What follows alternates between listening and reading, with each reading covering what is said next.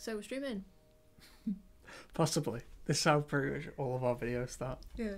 I think we're live. Possibly. Okay. Right. Let's find Go to dashboard. Twitch. Right. There is YouTube. That reckons we're live. Hey. Twitch reckons we're live as well. That is a good start. Hello world. Should probably go to right. So, I'm Amanda. I'm one of the artists. My lovely colleague here is Gareth. Hello, I am a producer at Nomad and I do QA for Talisman, the Horus Heresy. Hi Steve! Hi, Steve. You alright? Our totes bestie. Yeah. So, Let us know how the noise is. I've been messing with sound and it may not have gone to plan. You're wicked. wicked WKD. That was awesome. Hi Floroge? No idea. It's green text on a very dark black background and I can't quite see it. Angle the screen to us. I know the clip's about. The clip's about and maybe able. They are. Descendos says, "Where's the handsome programmer?" It's very, very funny. Jethro goes home early. Alright, these clips visible. No, you're right. I think if I can clip it together, it'll double up the layers, and it means the screen will stop going like flashing white. Is Descendos? Can you tell if the screen is flashing white, the green screen behind us? It will do, Because we can see it. I don't know. Oh, feces. Feces. Alright, I'll have to do it. Alright, I'm gonna clip that there. Right, professional as always. What we're doing today, I don't see colour because I'm not racist. Because I was saying flashing white. Because I'm not racist. I don't see colour. Yeah, let's not think about that one. Yeah. Hello all. Sound is good apparently, thanks. Gamble, Florage, Revlo bot that used to store our gold and allow you to do all sorts of wonderful things that you got from earning gold is dead. R.I.P. Revlo. It's ceased business or whatever it does. It couldn't quite work out a formula to make itself profitable. Yeah. So, unfortunately, it's not there. Yeah, so that was on the 16th of June. We miss Revlo. Yeah. R.I.P. I know. That's what I was like. I'm like, still, I want to gamble. Had loads of gold. Make it rain. What did you do with the gold other than have it and then just, I was sit on always it making it rain. like a dragon? Making it rain, double points. Yeah. And then what did you do with it? It's internet points. What more is there to do with it? Right. This white box is as I'm shifting. I'm gonna do something about this. Okay. What? Right, Amanda. What are we doing today? So today, we are playing Talisman Horus Heresy. And I believe we might also have a bit of a video at the end for Fighting Fantasy. Yes, that is the correct game. Yes. Okay. Fighting Fantasy Legends. Right, I'm trying to. Fighting Fantasy Legends is a game that we've made based on the old Fighting Fantasy books, which have been a series that started in the late 70s, I believe, progressing. They're still making new ones. And they are part of the initial wave of choose your own adventure books. So there is another company that have done the books digitally, and they have made page for page, word for word, the books. So if you have fond memories of the books, you very much have fond memories of the game because you know every choice. You remember that on page 137 you had to go left instead of right, otherwise you died. That kind of thing. What we're doing with our game... Oh, cheers IA3G. It messes up when you're in shot. If you just stay off cam, you'll be okay. Love you too. Yeah, what we're doing with our game is we are doing a stylized version of it. It's inspired. It's very much kept too, but is riffing off of the books slightly. So it uses the locations, the stories, the characters, everything that you know and love about the books, but rather than knowing definitively if you go left in this circumstance you will survive, we have created a random element to that. So it kind of like, it gives you the same old feeling of fighting fantasy whilst also giving you a fresh experience. So you get to go through what you know and love with the added bonus of being surprised by what the outcomes are going to be. But I think I've looked at the trailer, and I think it's got some gameplay footage in it to hopefully explain it a little better. So we're going to have a game of Horus Heresy, our kind of 40k Talisman. And then at the end of this stream, we will show you the gameplay trailer. Sounds good to me. So we haven't quite decided how exactly we're going to play this game. Whether we're going to go a couch co-op or just kind of, you know, controlling one character. I would like to do couch co-op. Right. So, do you want to be loyalist or traitor? I have no preference. Does anyone have any preference over whether we're loyalists or traitors? I'm always a fan of traitors because I like Perturabo. Well, if you have a strong opinion, I'll be loyalist. I have a opinion. I have no opinion, so, you know. Right. So we'll set ourselves up. Scale of tolerances. Tolerance. Anyway, go on. Perturabo. Right. What I'll do then is I'll set us up. Your local player. Mhm. We will be random traitors against the AI. Yeah. That way we're on the same side, but we have the surprise of not knowing who we're going to be. All right. I wonder who I will be. You are Armless Dinah. How did you know that? Because you get a flash of the character. Look, watch. Oh wait, it's already gone. Traitor. There we go. Flora supports us being a traitor. Okay. Yeah, where it establishes your character before you leave the main menu. Yeah. So, I'm Dracovac. I must have blinked or something. Blinking does happen. Really slowly. Right. Does that not? You know when you're driving and you're turning right, and somebody flashes you, but you blink at exactly the same time, and you can't quite. It happens to me all the time, and you can't quite tell if they have flashed you or if you've just blinked, and so you just kind of sit there, and then they sit there, and then they're like, "Oh, you're an idiot," and I'm just like, "Well, you know, technically you shouldn't flash me because that's not, you know, you should only really flash a person." I had that with the police last night. I was driving home, and there's a police station on the route that I was taking home, and the way they exit the police station brings them up onto a dual carriageway.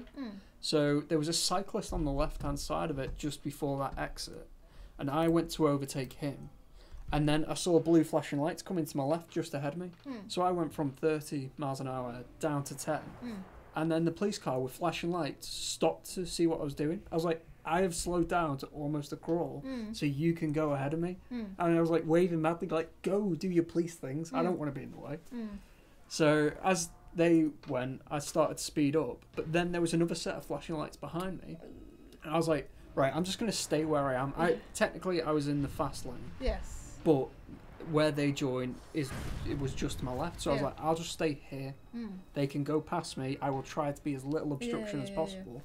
And then they came up behind me, like they moved over, so they were behind me. I was like, were they like trying to turn right or anything? No, they were just like, we are a police car, we need to go fast, so we need to be in the fast lane. I was like, you're joining lane. You could have done that. Confusing, but that I have done that sometimes, which is why. When I flash people, I'll be frantically like that, just in case they blink and miss it, because I've done that. You know, you'll be there like that. You know, I'll half asleep. Not that you ever should drive half asleep. You know, what? Oh yeah. I'm half asleep now. I'll be driving. I'll be driving home asleep. I would rather drive drunk than I would drive tired. They just say it's equally as dangerous. Is that I've never driven drunk, and I am like super paranoid about that stuff. Not for getting caught by the police, just crashing. It's like if I'm not one of those people that could have a beer at lunch. because it's Yeah, only a me either. beer and you're Me under the neither. limits. Yeah. I would just not drink. I'm either driving or I'm drinking. There's no mixing match in that. But I have driven tired before, and that is terrifying. Because you're allowed to drive tired, and there's no thing that says kind of like, if you are tired, you will get stopped. It's Yeah. like, Well, they can't really test for it, can they? oh, they can. Well, other than oh yeah, sorry. Hi, Raging Whiskey. Hi. What's that? PSA. Stick on cruise control. What's PSA? Public service announcement. Oh. Cruise control is not something the UK typically has, is it? That's more of an American thing. Or is it a fancy car thing? I think it's a fancy car thing. Oh. Because you can have cruise control is where it locks the speed. So yeah, it's a fancy car thing. Fair enough. One day. Yeah. Yeah, it's just there's times when I get home from work and I'm like, how did that happen? I'm outside my house. Yes. I was just starting my car up after leaving work. Yes. Like, where's the past 25 minutes drive gone? Why is there blood underneath my boob bumper? I can't remember. Yeah, no, I shouldn't do that. I think my partner has a terrible habit of driving tired. You know, when he came to help us for EGX Birmingham. Yes. So he had a really early start. He'd spent the whole day in that what's it called again? The Zombie Lord outfit. Costume. So he was grumpy, dehydrated, and tired. And he was driving me home, and that's like a 2-hour drive. And I was like, "You sure you don't want me to drive? I've slept. I'm sort of, I'm tired, but I'm a bit fresher than you. No, it'll be fine. It'll be fine." Oh, okay. He has the British stiff upper lip. It's normally the English, but yes, to include him in this. yeah, It's British stiff upper lip. he has the English stiff upper lip. Yeah. I should have said that. It would have been funny. Ooh, descend us. I don't think I've ever done any time in that outfit. The Zombie Lord costume. Yeah. I had it once for a YouTube interview. my time in the sun, but I couldn't do. I was kind of being silly and really really over the top. Yeah. And but then they were getting really stuck, so I ended up kind of going, "Oh, I'm a zombie," but you're doing it wrong there. That's how you do it. Yeah. But I'm a zombie and now I'll eat your brains. No, don't do that. You need to play that card. That's kind of how it ended up happening. That's a bug. We know about that. Don't worry. Yeah. No, that whole event, by the time I turned up, I think your partner had spent pretty much the entirety of the first day I was there in it, and Descendos had done the day before. So by the third day, it was kind of like accepted that the costume was just a bad idea. So I was like, I guess it's a bad idea then. Yeah. Oh, what a pity! I don't have to dress up in a rubber costume. Ooh, Descendos is linked to something. Where's that going to open? I don't know. Click it. Let's hope for the best. Oh. So there's a Scottish comedian that used to have a late night talk show in America called Craig Ferguson. Okay. And I love it. I love the YouTube clips because he doesn't do it anymore, and I just sit there and I'm working away and I'll have it on like a podcast. And for like intervals or for the end of an interview he has with famous celebrities and actors and all that stuff, he'll say, "Do you want to go for like a cash prize or do you want to go for an awkward stare?" And they're like, "What do you mean?" Because he has a very informal show. He has a set of questions. Like the way talk shows normally work is they'll give the questions they're going to ask to the celebrities, so they can at least have a good conversation on air.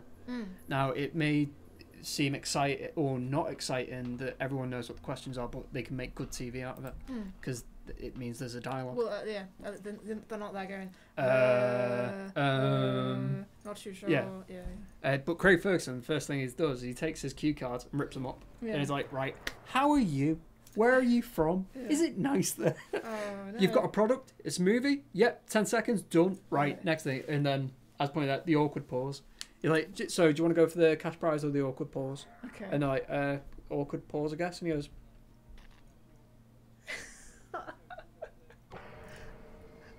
pause. And yeah, there's like some very, very established actors that he gets excited for because I've seen him do it. I think Anthony Hopkins did one of them. And he was like, I'm against an Oscar winner acting an awkward pause. And then they go into it and he just can't hold his excitement because he goes for the... But then he's watching them do it and they're like being super professional and method acting. Yeah. He's done it with Patrick Stewart, I think, as well. Oh, is And that it's what that like- link was? It's not from it. Oh, it reminded you of. Yes. Ah, I see. I don't know. Awkward pause type. I have not heard of that YouTube thingamajig person. Craig Ferguson. No. He's very exciting and funny. There was also a hard moniker at one point, as IA3G points out. Didn't someone won it off him? Was it Hugh Laurie? So does he run like a competition as well with his? It's celebrities. He gives them a $50 cash prize. I can't remember which English. Why would celebrities need a $50 prize? Because it's stupid. Okay. And he asks them a stupid question, Yeah. and they give the wrong answer, and they win anyway. Okay. There was a young English actress on it. He's like, "Would you like to win a $50 cash prize?" And she's like, "But I don't have an American bank." And he's like, "Cash prize. It's money." Alright, so I've picked up a quest. What is this quest? Have at least one stratagem travel to Prospero in the outer region. Ah, it's a good thing it told me. And why am I only moving one space? There's whatever the equivalent of Blizzard is. Warp Convulsion, is that it? Would it still be Oh on yeah, the board? we've not really explained what this game is. To yeah, I suppose. To anyone watching that has no clue as to what is going on, the best way of describing this is... Oh, here we go. Sorry. There it is. Event. The Warp Convulsion. Yeah, there you go. The tortured... Imperium. engulfs the galaxy warp storms. Disparate... Oh, damn it. Do this. One turn. Yeah, go Okay. disrupt there and then do that. Okay. The warp storms disrupt the Astronomicon. isolating whole sections from each other. There we go. Sorted. Excellent. Anyway, this game, if you've no clue what's going on, it's kind of like Monopoly meets Dungeons and Dragons in space. Replace this. You've got your board that you've got a roll to move around. You've got certain spaces where you can either draw cards or events happen. And then depending on what you roll when those events happen, or depending on what kind of card you draw, depends on whether you get into battles, whether you gain items, whether you gain followers or quests, or hence the name of the game, or a talisman. And a talisman gives you access to the center space where you take on, if you're loyalist, you take on Horus. If you are traitors, you take on the Emperor in a battle to the death. And whoever takes enough lives off either boss is the winner.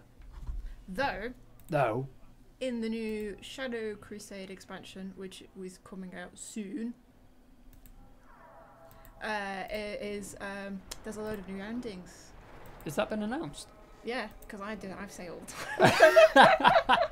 No one's watching anyway. I say it all the time. I'm just like that. New endings. And everybody's like, oh, okay, whatever, Manda. Oh, yeah, sure. Yeah. All right. There you go. There's new endings. New endings. There will be.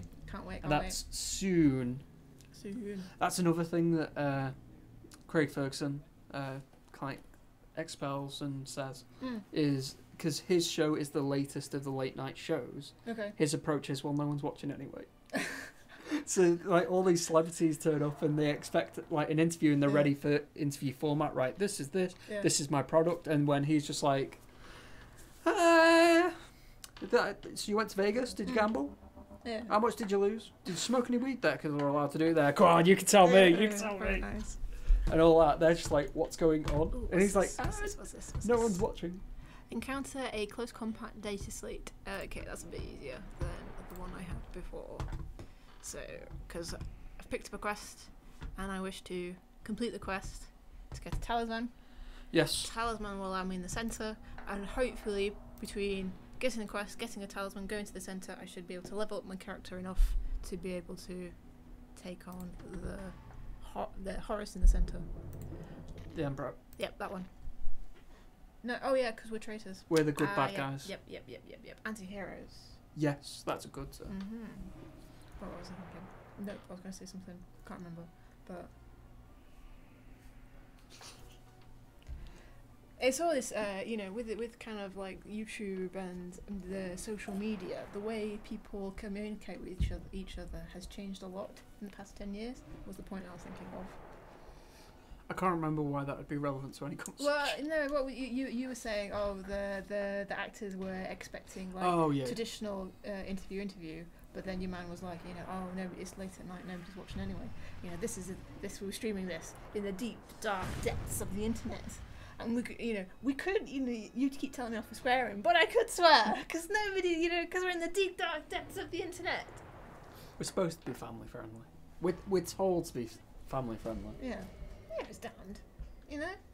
I think so. Yeah. There you go. But yeah. Descendos was sweary last week. We didn't help each other. We're just as bad. Were you swearing the week before? No. Your turn. There was nudity and violence, Moving drugs. on. Yeah, me and Jethro. Oh, the stuff we got into. That's all documented. He's quiet, but gee, bus. Foul mouth. Mm-hmm. Here we go. Alright, so what was your quest again? My quest was to have a fight with a close combat thingamajig, I think. Oh. I will have to check. That's reasonably simple. Yeah, it's not terrible. Because there's certain spaces on the board that have that as an automatic thing. Yeah, because they were highlighting them, which was handy. Because that helps me kind of try and... Oops. AI's turn, then it's our turn. Yes. Yes, there you go. So, any interesting movies? I went to see Tom Cruise's The Mummy last night, Oh, yeah. but then we didn't end up seeing it. Oh. Instead, we got stuck in traffic for 45 minutes going to get Starbucks. Ooh. Not my idea of a good night, but There. the wife likes Starbucks. coffee. Yeah. She's not a big fan of Starbucks. Okay, so why did you wait 45 minutes in a queue? We were in traffic. In traffic, yeah. I I imagine it choose to wasn't. get stuck in traffic. I imagine it wasn't intentional, but No, Costa was already closed. okay. And Starbucks is open later. So it's close cut by you. It's the. Apparently, the Americans call Costa Coaster. Aren't those things that you put drinks on so that they don't ruin your table? Yes. All right. But apparently, it's a common thing because other places say things like Costa del Sol, not Costa del Sol. Okay. It's an OH noise as opposed to an O. Yeah. How'd you spell Costa then? I suppose you. Costa. Which is how you spell Costa. Costa. It is how you Yeah. spell Costa because Yeah. we say it Costa. Just punching the mic. Shall I tell you what else the Americans say funny? Nissan. Yeah, you Americans. Yeah. Nissan. They go Nissan. To be fair on the Americans, Hilarious. it's a Japanese name, Mm. and Nissan.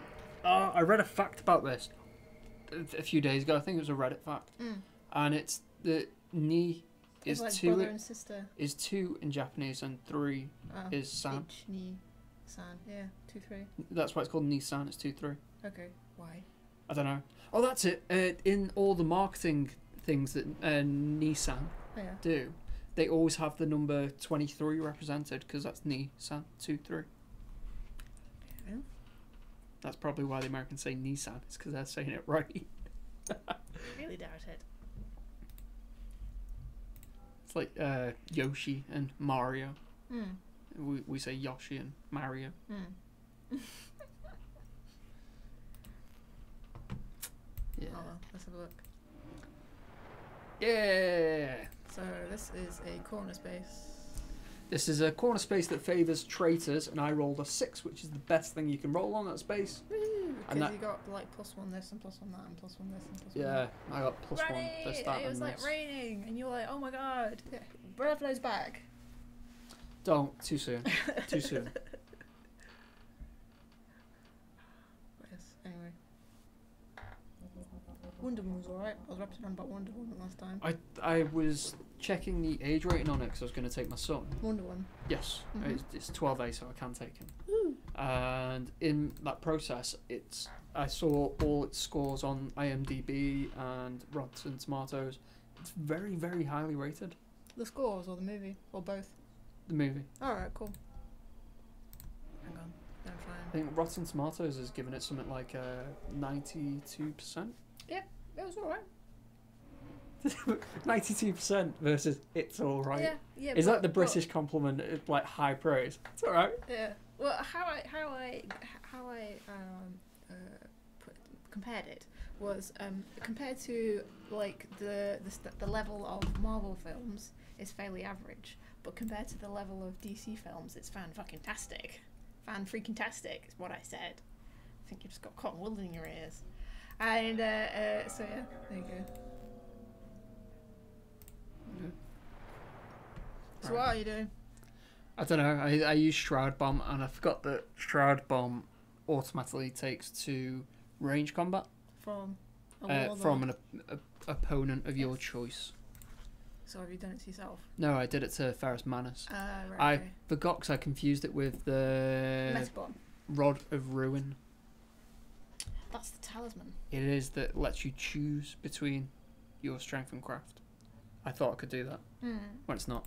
There's an item in Horus Heresy, one for strength, one for close combat, and one for range combat. And I forgot about that.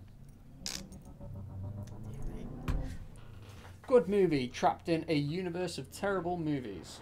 Yes, that's a very good way of putting it. I've got a bit of superhero fatigue.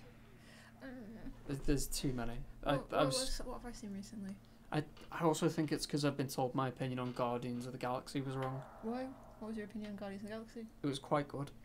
Okay. Which apparently is blasphemy for a phenomenal, excellent film. And it all comes down to Drax, because everyone loves the new Drax, the new slapstick Drax that's dead funny and is full of one-liners.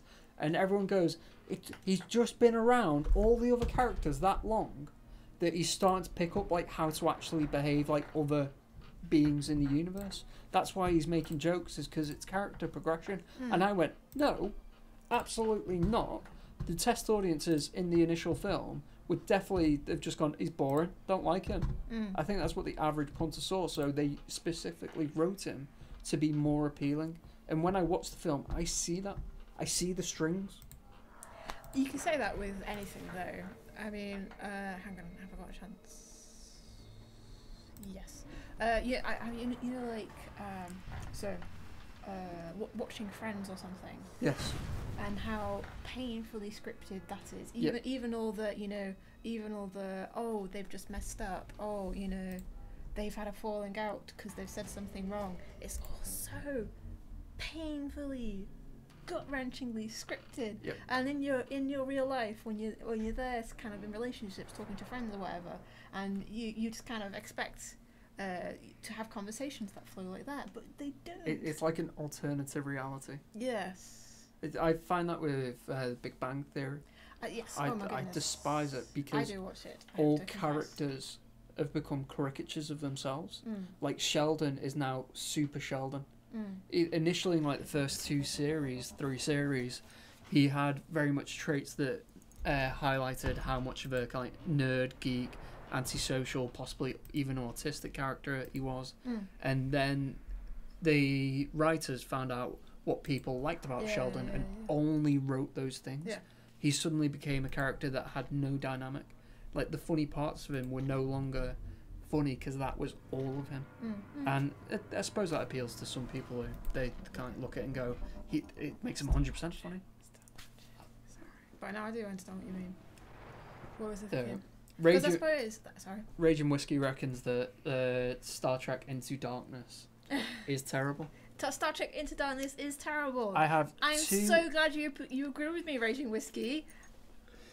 I have two words that will prove that you are wrong. Okay. The first one is Benedict. Okay. And the second one is Cumberbatch. That is why you're wrong. No, you're just wrong. No. You can't put somebody in a film and automatically expect it to be a good film. And I can damn it. When I play my turn, my brain just goes off. Can't do two things at once. For example, Mark Hamill. Yes. It was Luke Skywalker. Luke Skywalker. The Joker in animated Batman stuff. However, he's also been in other movies and just been like that, you know. I think it's Guyver he's in. What? Have you heard of a movie called Guyver? MacGyver. No, Guyver. So Guyver is a you know like Power Rangers. Yes. It's like a dark version of Power Rangers, but instead of a team, there's only one. Right. Okay. So it's this chap who's found this alien suit that turns him into like a super like crime fighting thing.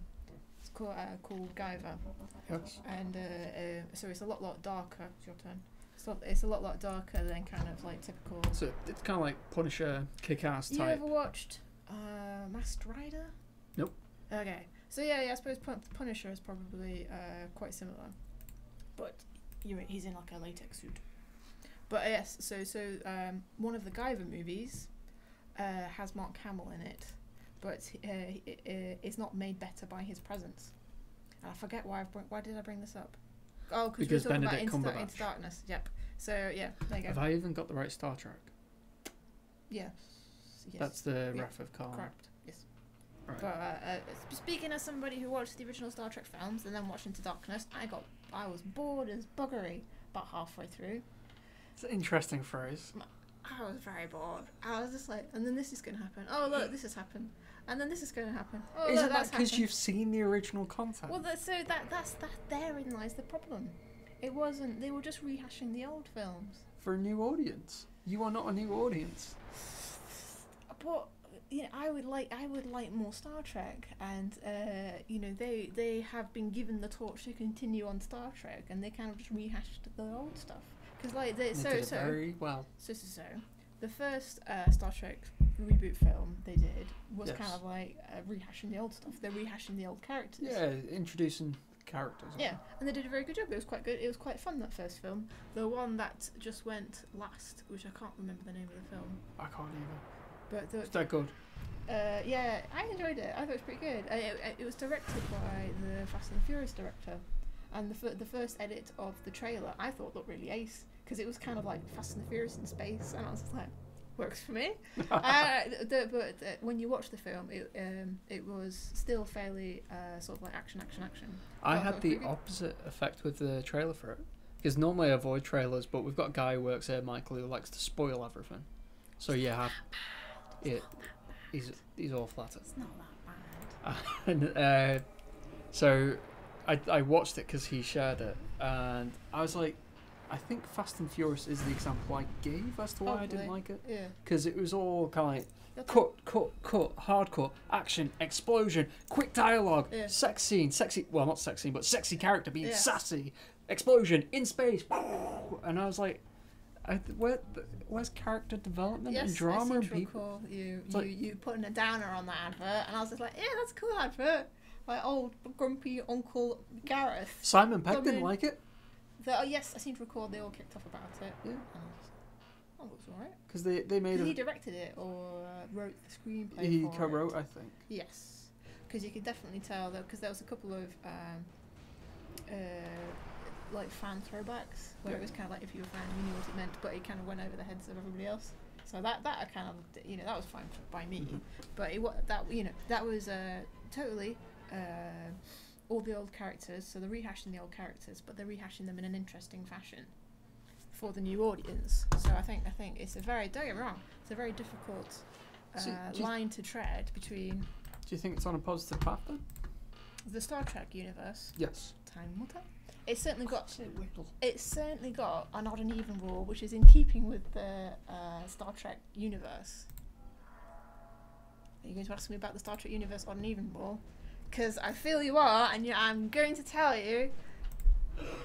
I stopped listening. You started saying Star Trek words at me, and I was like, oh god. So Star Trek has an odd and even rule. So, oh yeah, excellent. I've done that. So all an odd and even rule. That's what you said. So I heard it has an odd and even rule. I was like, I don't know what odd even is. Is it a planet? Is it a race? Odd even. Just slurring it into one. Complete quest. Woohoo! So it's all the odd movies are good, all the even movies are bad. So we're expecting a bad one. There you go. It's like the Indiana Jones films. They have made more. Did they? Mm-hmm. I thought it was beloved up until Kingdom of the Crystal Skull. The Temple of Doom, which is the second one, was a bit, people weren't overly keen on that. Oh, it was alright, but people weren't overly keen on it. So we've got Raiders of the Lost Ark and then... Raiders of the Lost Ark, the third one, the name escapes me. Help! Audience! Help! What's the third one? So, Raiders of the Lost Ark, Temple of Doom. Kingdom of the Crystal Skull was the fourth one. Oh, Raging Whiskey. Crusade. The Last Crusade. The Last Crusade? Right, so that'd be the first and the third. Yeah. Raiders of the Lost Ark would be the first one. Yeah. Temple of Doom, which we're ignoring. Okay. And then The Last Crusade. And then the Crystal Skull one. Which was the Aliens one. Yes. Spoilers. It's Yeah, awful. Yeah. It's a spoiler. It's been out for years. It's a film. It's 10. Your turn. Is it about 10 years old now? Oh my If not goodness, older? seriously. Oh no, it's not 10 years old. It's definitely not. It'll be yes than that. Oh, it's definitely old. Older than you think. It's the Crystal Skull one. Crystal... Kingdom of the Crystal Skull. What does Wikipedia say? 2008. So it's 9 years old. Yeah. A year off. Cracking Moses. So what's this one? Ambush. But I think it's to do Oh, with... have you just like thrown yourself into the Istavan region? Yes. All Again. Right. Okay. Any particular reason other than your leg pain? Black shields and good items. Oh, fair enough. It's my turn. What was the thing? So yes, there you go. Oh, so talking about Crystal Skull. Are we on mute? We are on mute. We weren't on Twitch. There's probably a small echo there. Poor Lydon. You're in for a shock, mate. Revelo's dead. Got someone else coming for gold. They stopped operating on the 16th of June, so we no longer have Revlo. Yeah, I know. It hurt me too. Pour one out. What did I get? Sorry, you were going to say something. Then we're distracted by Revlo. I was distracted by my turn, which I inevitably always were. You saved it. Oh, good! You know what? We still actually... I'm going to check this. So who's that? Paladin. Paladin. Oh, Paladin. Matey. Leaderboard. Let's find out. Paladin. You had 16,000 gold. Oh, man. Oh. Paladin. We will honour that. I actually dug out the postcards. We've got Talisman themed postcards. I'll go grab them. Take my turn. I think you've just had your turn. Ooh. Oh no, he hasn't had his turn. So it's my turn now. Now I'll do it correctly because he was doing it wrong. So Istavan region. So what else are people saying?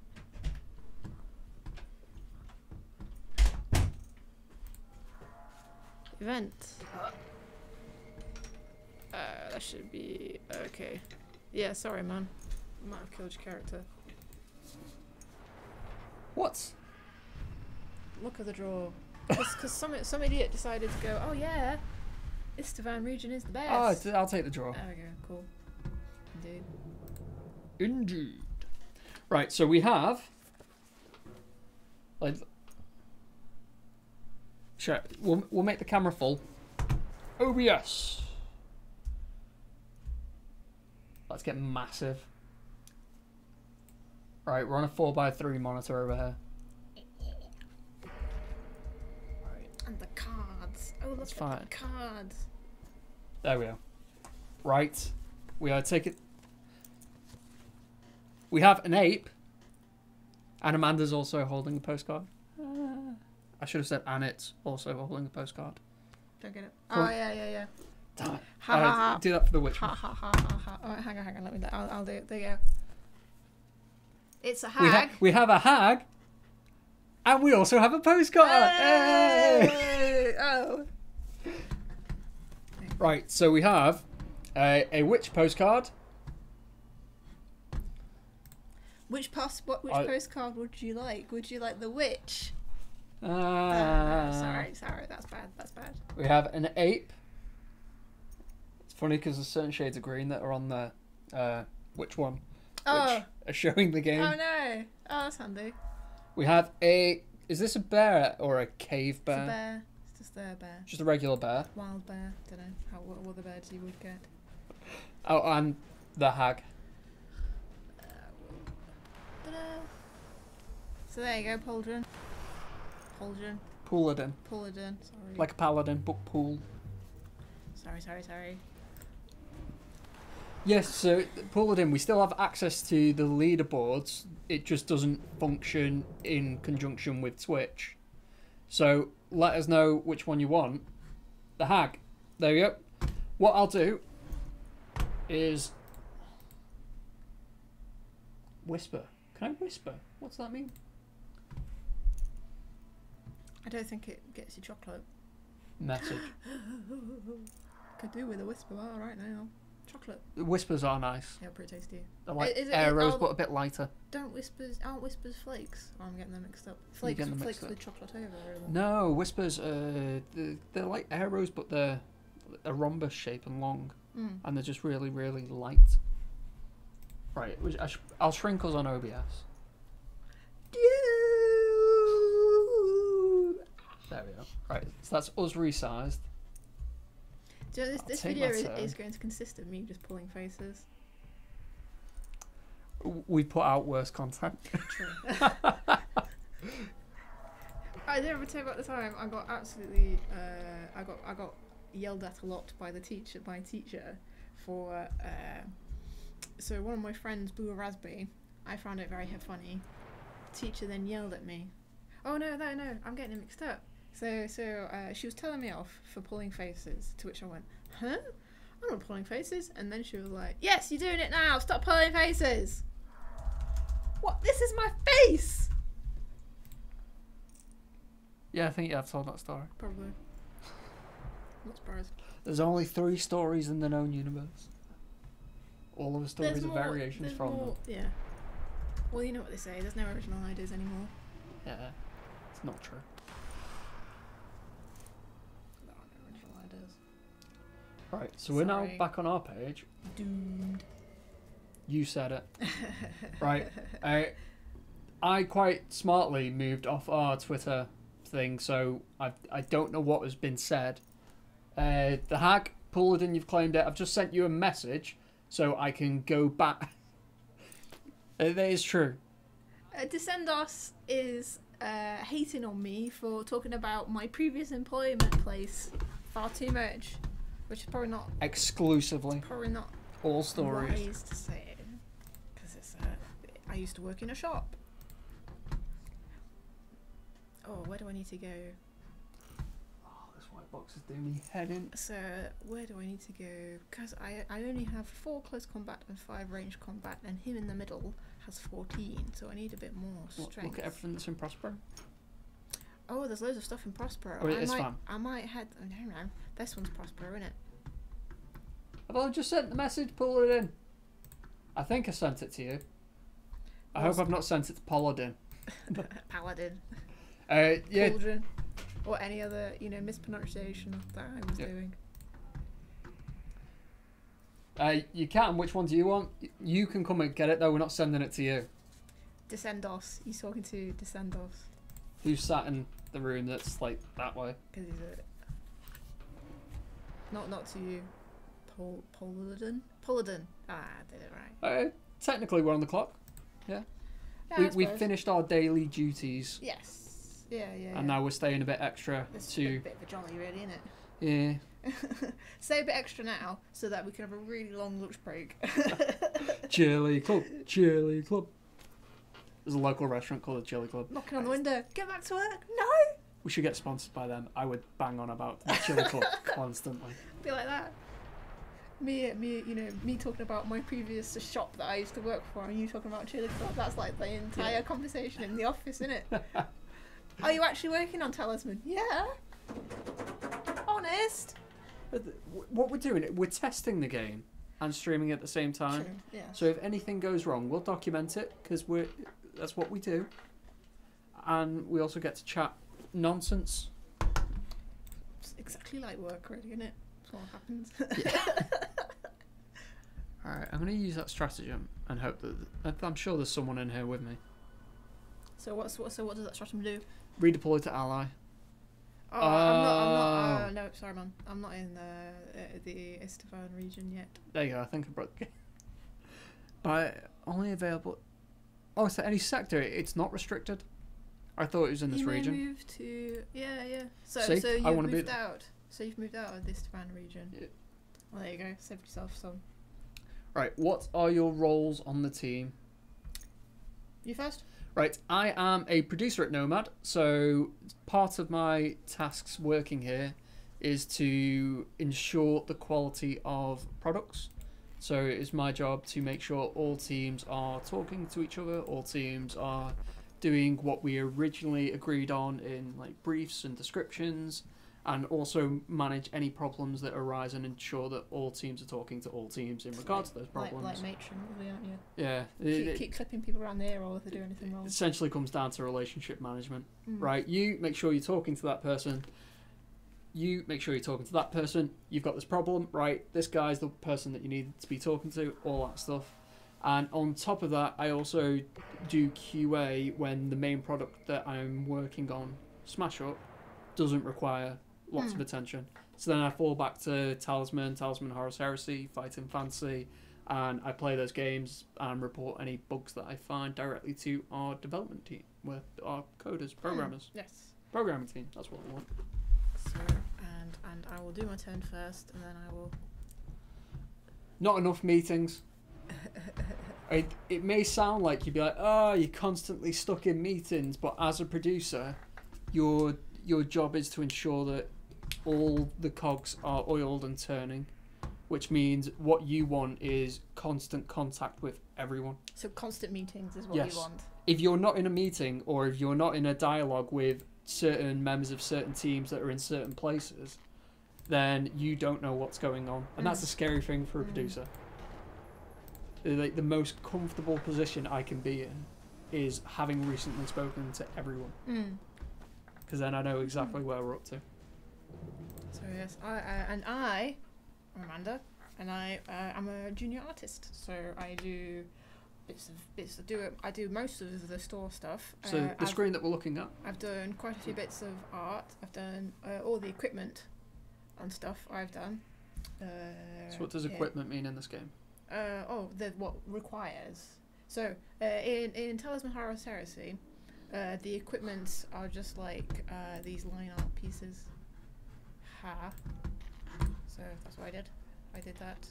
So I really like the characters. They have these unlockable pieces of armor. So I had a lot of fun doing these. That was good fun. That's cool. Go absolutely nuts. Because that's Layman Russon. He's like the wolf Primarch. Yeah. So they've got lots more sort of like twiddly bits on their armor and stuff. So that was really good fun to do. But you've also done things on Talisman, like characters. Done quite a few things on Talisman. I've done quite a lot on. So the little miniatures on Talisman I've worked on, and in fact, if you're interested, I've posted some speed painting videos. Are they on Twitch? There's not on Twitch. There's one of the Dervish that's on YouTube. Yep. And I have done one of the Dragon Rider. But that's not out yet? I don't think that's out yet. I might have to give the marketing a bit of a poke to see if we can release that. Because that was took some time. Because with the Dragon Rider character being, if you see it, the model's huge. The model is absolutely massive compared to the other miniatures. So and obviously the frame that we have to work with in Talisman is the same for every single miniature. So how do you get this massive miniature to be within scale for the rest of the pieces? To be like X pixels high, and also still retain some form of detail, and so it looks. So because if you line up sort of like all the miniatures side by side, you've also got to bear that in mind, because the courtesan by herself isn't going to be the same size as the dragon and Dragon Rider. So you need to try and how do you make the Dragon Rider look like she exists next to the courtesan. Yep. So there was quite a lot of considerations like that to bear in mind. So if you are interested in kind of like how because it seems simple to say, if you've got physical art and you've got card art and you're making a digital version that uses those assets, can you not just like photocopy it or that kind of thing? Yeah. If you go to our YouTube channel and look for the Dervish video, or if you keep an eye out for the Dragon Rider one, there should be a Dragon Rider one. it'll show what we actually do to make a physical art piece, a digital art piece. Yes, I think I've explained this to you before, but I will explain it to you who may not have seen it. So the technique is called photo bashing. Photo bashing. Photo bashing. So and what you do is you sort of take the model and you copy and paste all the bits, all the pre-made bits. So with the example of Talisman, so we've got I've taken a photograph of the model. I've then taken the card art, I've then cut out bits of the card art, and I've used the transform tool to wiggle it into place, to bash it into place, to make it fit on the model. Your turn. So I will then use other 3D programs. I will maybe have a look, take some photographs of other things that I can then cut out again and bash into place to try and make the model look three-dimensional, look like it sort of has a bit of weight to it. And you kind of just,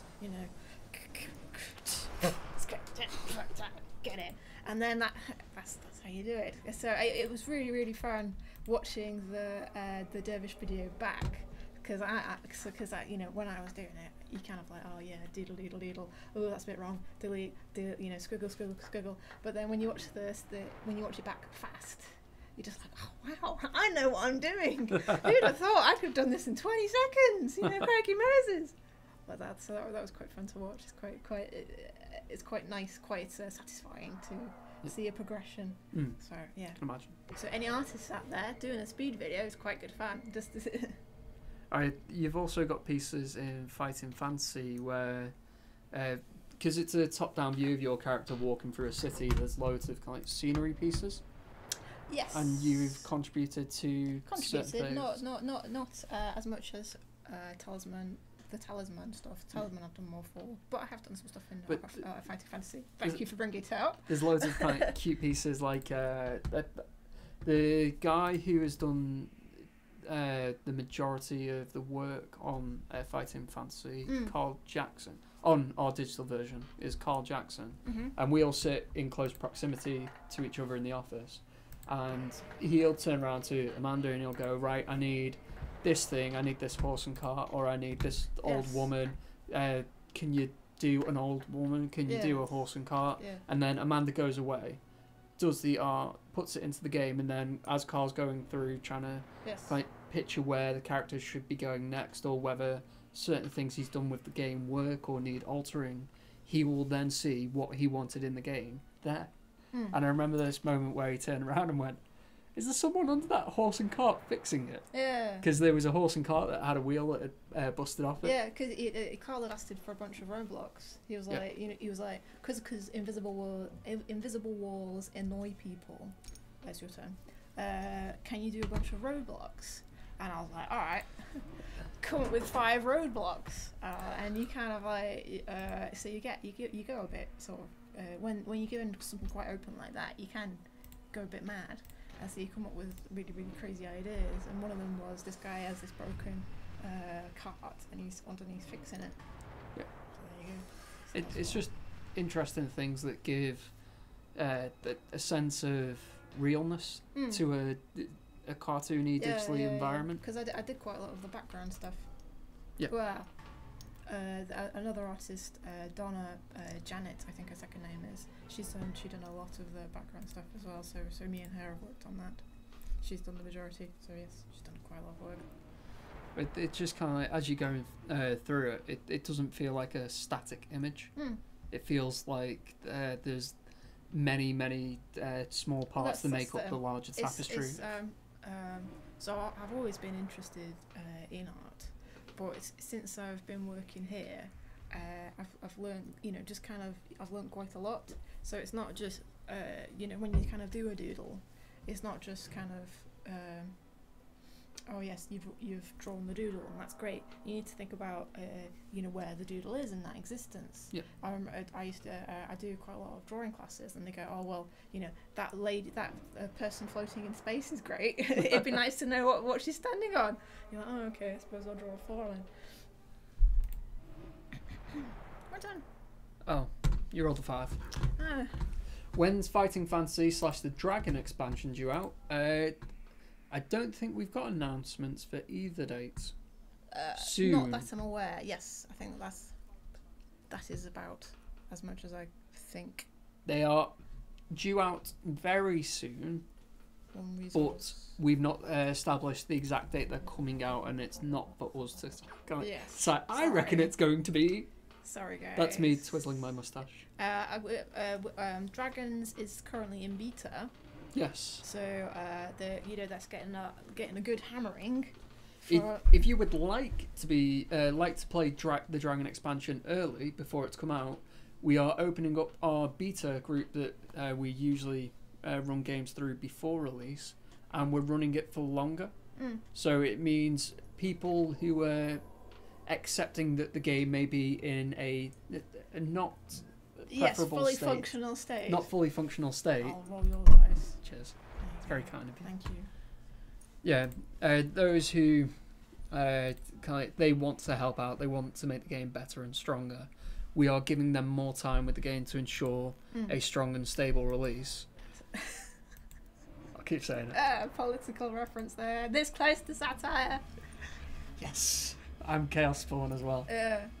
But yes, because I mean, there's been a lot of changes in Dragons, with goodness. Well, so we've changed the user interface to right. help. So not mechanics. Not the kind of rules of the cards. Okay. Yes, but I think Jethro and Richard, they did a lot of the under the hood changes, because I know Jethro's changed the dice recently. To try and make that make a bit more sense. Will that be coming out in the Dragon expansion? I believe so. Ooh. So there's a new user interface. They're working on the dice, making that better. I swear they've refactored this and refactored that. That's a very programming term. You sit there as like a non-programmer, Yeah. And it's always something's been refactored. Refactor that. Yeah. I just need some refactoring. What's gone wrong with this card? Oh, we were refactoring this, and then it just needs another refactor. Yeah. So yeah, sure. go and refactor away. Let me know when it works. Sounds about right. Ooh. Coalition of Chaos Spawn. So, very good. What? Pooladin. Okay. Very Soon. Blizzard of you. Yeah, sorry, man.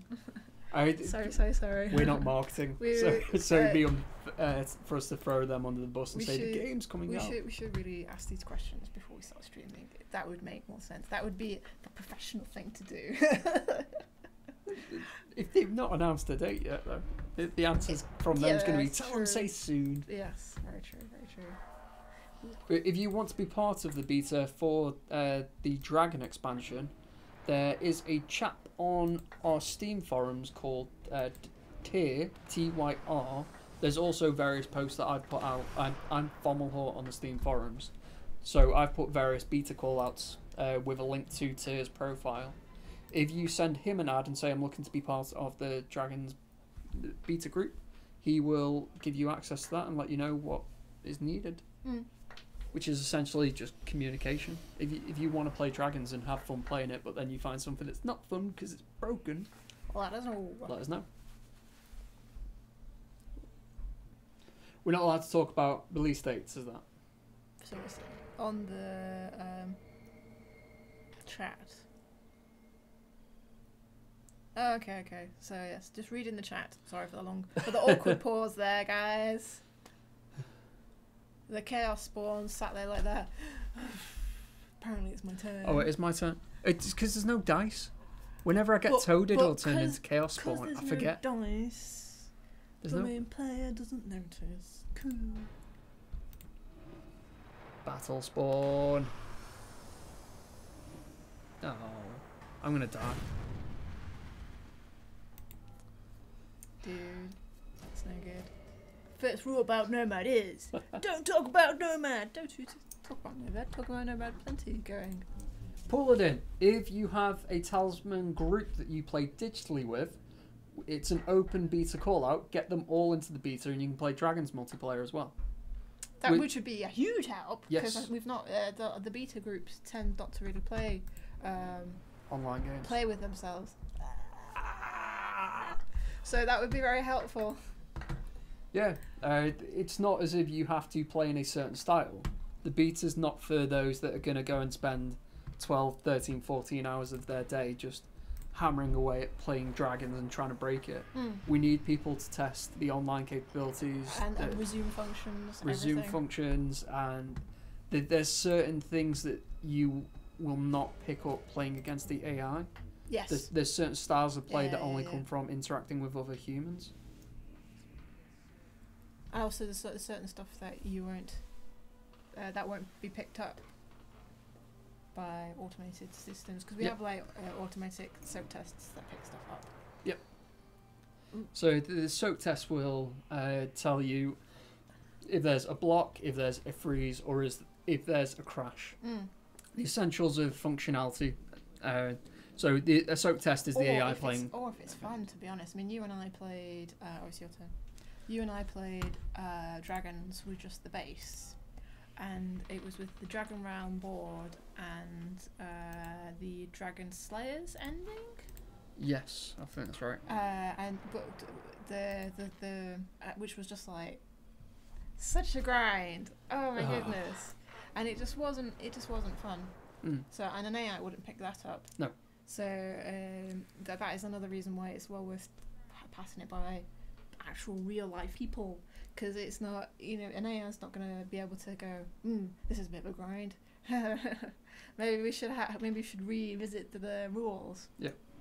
So that's always good. We've had quite a lot of that with the UI as well, and trying to optimize that and making it easy on the eye and functional at the same time. Yes, yeah, definitely. AI doesn't care for UI, as long as when it presses a button it can works, progress. Yeah. So where do I know? I still have pretty low stats. So I have a 5 and a 6, but the only reason why I have a 5 is because there's some. Go get all my stuff. I might go and get all your stuff.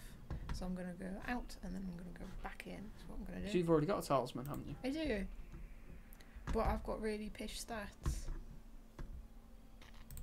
Pish is not a swear word. Is pish a word at all? It's pish. It's pish. It's like fish, but with a P at the beginning. Oh. So yeah. Love it. If you play digitally, get in the beta group. Dragons may be broken. It may not be fun to play. It's getting better because obviously it's in beta. It's getting stronger. The rules are getting. It's looking nicer, if I do say so myself. And all that stuff, and you'll have a hand in the development essentially, because you'll be able to interact with us directly and say, oh, "Still you go, still you go." You lost horribly. Well, I still have 1 life left. Be merciful, AI. Be merciful. Don't take my things. Take my lives. Oh no. We're planning on breaking it for the weekend. What does that mean? Whoops. Is the AI going to drop its stuff? Oh, AI's dropped its stuff. Interesting. Sorry. So, what have you read in the chat there, sir? Descendos, who is one of our programmers, has said that we're going to break it for the weekend. I'm going to play your turn. Dice refactor. There you go. It's another refactor.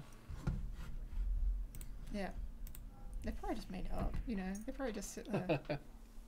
So all the changes that we mentioned before about the dice, and we're trying to make what we're trying to do. Because there's certain spaces like the runes where there's a automatic +2 to an enemy roll. I'm not certain it covers that, but it's the place it needs to cover. Sorry, you don't moan to me, moan to the programmers. So yeah, you heard me. And get rid of the double 1 fate rerolls. It is true, statistically and factually, that if you roll a 1, you can't roll a 1 again. That just wouldn't happen in real life. Just doesn't. Feel a bit of sarcasm there. Just a smudge there, sir.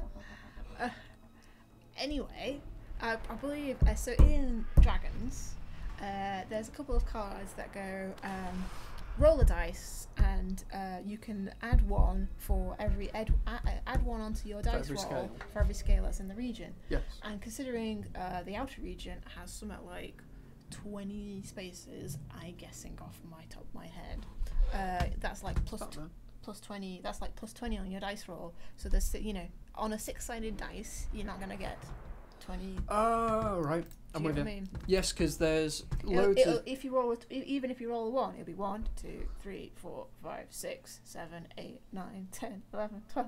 So it doesn't make sense. There's loads of spaces that already... Loads of places that exist on current cards where it's like you get to add X amount to your roll. Yeah, so, the monk who's from the base, he can add one to his dice roll on point. Yep, but there's certain places like the what's the chapel in the city called? It's not called... The chapel's the one on the bottom left. In the city there's a temple or something that acts as a temple where if you pay 3 gold you get to roll 3 dice. You're not a chaos spawn anymore. Woo! Sporin. I still need lives though, otherwise I'm gonna die. Yeah, me too. Oh, the AI. Bumming AI! Just had a look. Bumming cheaty AI. Them loyalists, they're such suck-ups. I'm taking Layman Russ's armour. Yes, please. Look very fetching. Oh, thank you very much. That would be quite funny though. Like you there with your like skull and all the tubes coming out of you, and then like, you know, fur coat. Alright, so Paladin said my gut feeling trumps actual math. That's maths. Oh, sorry. For the UK folk. I'm terribly sorry. Our Paladin. I was still on, you know, mech man with a fur coat. Now I understand what you mean. Yeah, I've had it previously. I used to work in the gambling industry. So people being absolutely determined that odds should somehow diminish over time or with successive things. It's like, no. It just doesn't work that way. And then I go home and I play Blood Bowl, where the dice is so rigged because there's just no way the AI can have such favourable rolls where they're constantly tripping me and knocking me out. Yeah. And then they throw a ball and it goes over like 900 squares and then they catch it even though the chances are like 1 in 900,000. Yeah. Yep. And then I've got like a 50-50 chance and I get it wrong every time. I was playing Hearthstone the other day and I was convinced the other player was cheating. Convinced.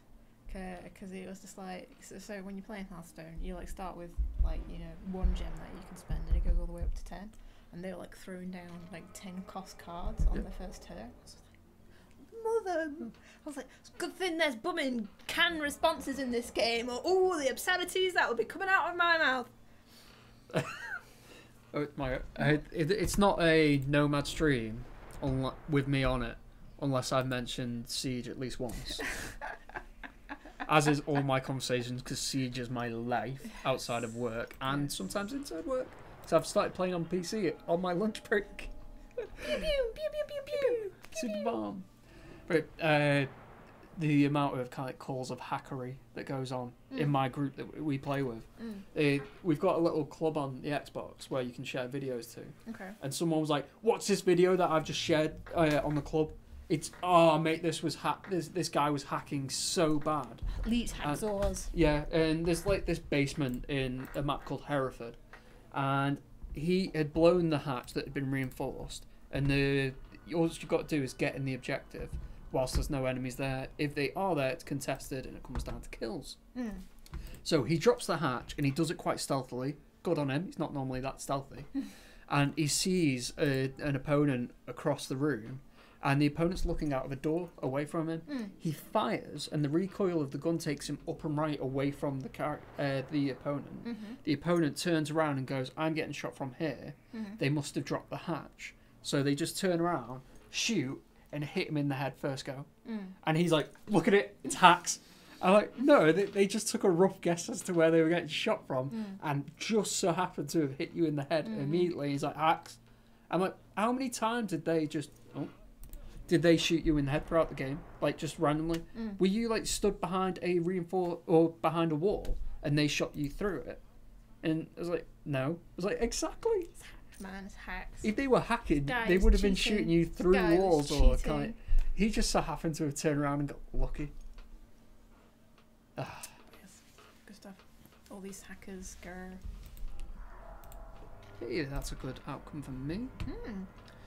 Right, I need lives back, so I'll go for that. Does that just do you, or does it do both of us? Just both of us. Ooh. Is it same region? I'll have to wait until the next turn. Hopefully I don't get mauled by the AI. Because I know it's pretty bloodthirsty, the AI. A sound alert for when it's your turn. We do have the flashing icon on the Bottom. on the bar, unless you're full screen. That's only if you've got it Windowed. if you're on something else.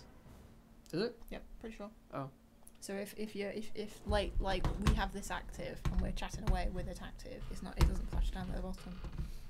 I believe, could be mistaken, but I'm pretty sure that's the rule. Let's have a look. So I might go this away. Would be the first person that's asked for a sound alert. I did do something dead good on my lunch break playing Siege. Okay.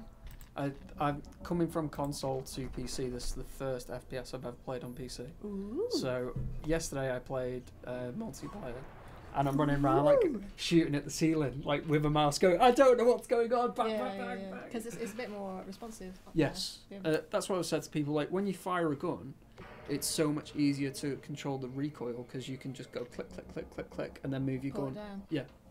Yeah. But as for actually aiming at things, I don't know where the mouse will naturally land when I go up left or up right. I don't know exactly the pixels or the millimeters. Wait, it's done us both. Excellent. That's handy. I was suffering. That was a good call to get that stratagem. Yeah. But today, I got what's called a face. So it's 5v5. So you didn't have a face before, but No. then you had a face. And I got a face. Okay. So if it's 5v5 and you on your own kill the entire opponent team, that's an ace. You get all 5 kills. If for some reason someone drops out, or if someone's team killed, or if they kill themselves accidentally, they lob a grenade, it comes back, and there's only 4 people, and you kill all 4 people, it's called a face, which is a fake ace. Because you still took out the entire enemy team, but it wasn't 5v5. Okay. I got a face today. Well done. I was dead proud of myself. It's like pew pew pew pew. Headshot, headshot, headshot. Well done. Shoot. Well, I was like, I'd blown a hole in the floor, which looked down into a window that they had opened. So they were looking into the room, not realising that I was above them and I'd made a hole. Like ceiling cat. Yeah, I was like ceiling cat going, pew pew, I'm watching you. Pew, pew. Right, so I need some stats, me. So what the first shooty game I played on PC was Star Trek Elite Force, which is an ace game. Which I'm sure I've told you about. It's an awesome game, Star Trek Elite Force.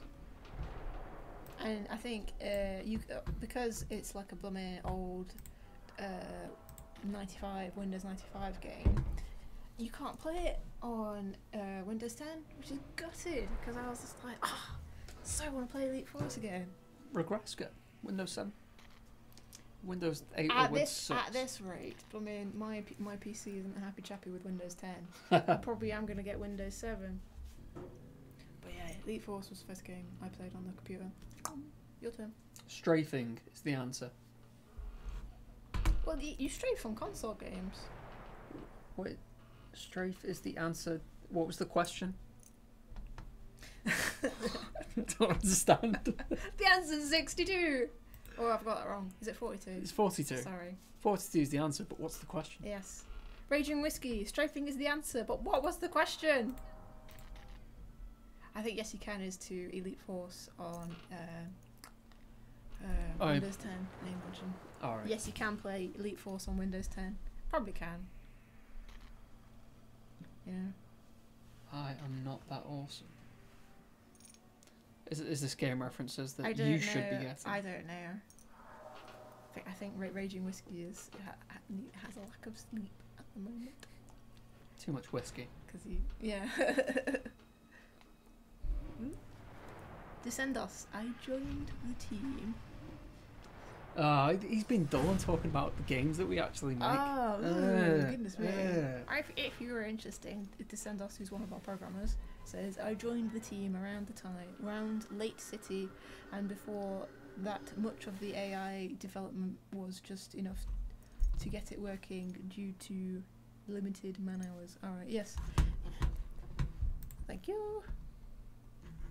If you have any form of interest in any of our games, either the game that we're playing currently, Talisman, the Horus Heresy, or its predecessor, Talisman Digital Edition, which is like this game, but fantasy instead of space fantasy. Yep. Is the Steam sale still on, right? Looking at our board of stuff behind.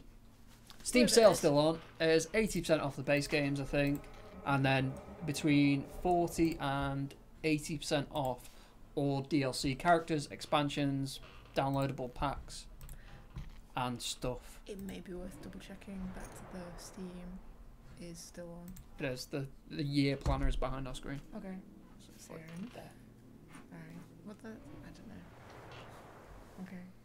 Apparently the Steam sale is still on. Apparently they've got stickers or something on the Steam sale, have you noticed? What? So during the Steam sales, you know how the Steam community has like trading cards or Yes. emotes, and it has its own little economy around these things. It does. Gems. It's crazy. So the during each Steam sale, they'll have, it's your turn. They'll have like a game or trading cards that you can collect, Yes. and then you sell those on to get. You can actually get them for cash, you know.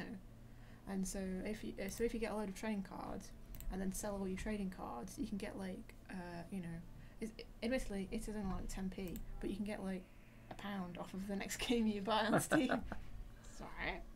That's £1 of physical money that you didn't have before. Now you have Digital money. digital money. That translates into physical money because it's cost you £1 less to buy that game. Money saving tips for you there. And the what's it? Anyway, so yes, this year they seem to be doing stickers or something. I interact with AI when the other half gets home. I think he's implying You're a robot? that I'm a robot. Haha. Any favourite rule sets? For Talisman? Talisman. Or- I'm not a fan of Bloodbath. I know a lot of people play. Yes, I know a lot of people online play with Bloodbath, but I'm not a fan of playing Bloodbath. All expansions on, Bloodbath on, Werewolf Reaper off. Yep. Quest rewards on random quests. Random quest Treasure rewards, yeah. random treasure rewards, or whatever combination is. Basically, you can get the good stuff, but it's randomly given. You can't just go and get an Arnkel and teleport to the middle. Or the cloak from the dungeon. Cloak of Feathers. Yeah. Woohoo! More cash. Because I needed more cash. If only I had that much cash in real life, I would be minted. 16 gold. Mm-hmm. Or resources. So what they're saying on the chat then? He's talking about Talisman. Fair enough. So, who'd have thought? Talking about Talisman. What's that? I suppose rule sets as well. Expansions. Or Or my preferences Mm-hmm. are Blood Moon, and I like the Netherrealm with endings, obviously. Yeah, they're pretty fun, them endings. Uh, I quite like Firelands. yeah, there's a level of hopelessness to it sometimes, though.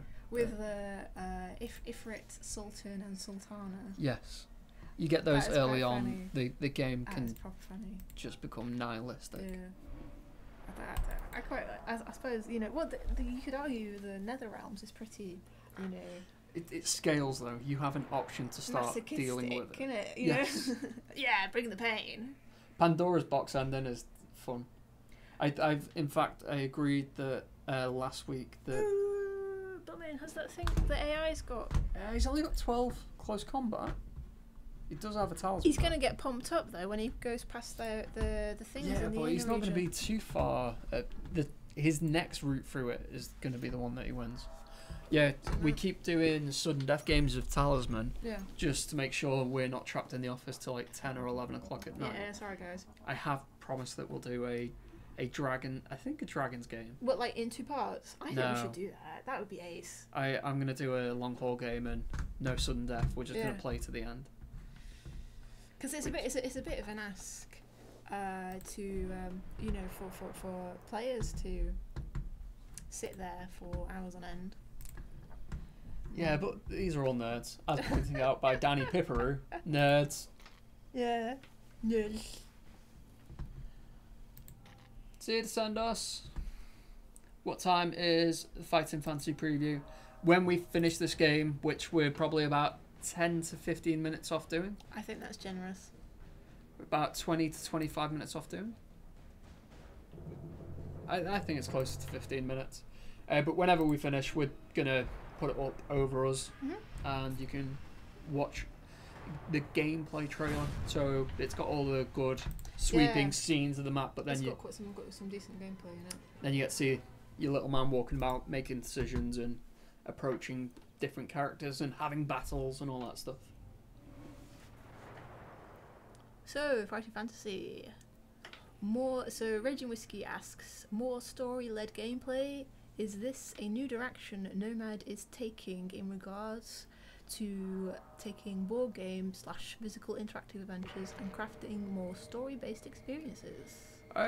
It's not specific to a direction we're taking as a company, but it's very much the aim we've had for the Fighting Fantasy product from the start. We didn't the physical to digital recreation of the Fighting Fantasy books has already been done twice, effectively. You've got the people that did just the digital version of the books, and then you've got the Australian version. Sorcery? No, Sorcery's a different one. Sorry. But it is that style of there's very much a set path you take, and that's it. There's a correct path and an incorrect path.